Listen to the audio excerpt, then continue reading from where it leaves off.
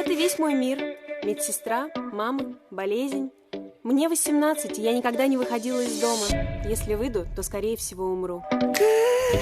Здрасте, моя мама передала вам кекс. С переездом вас? А ваша дочь дома? Нет, ее нет.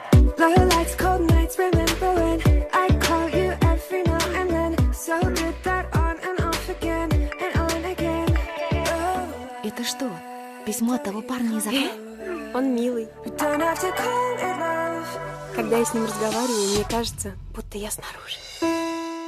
Он здесь. Кто здесь? А ты не такой, каким я тебя представляла. Сексуальнее, да? А что случится, если ты выйдешь на улицу? Сгорю на солнце, как вампир. Тут у меня полно фильтров, а снаружи вирусы и бактерии. Куда бы ты пошла, если б могла? На океан. Никогда не видела его.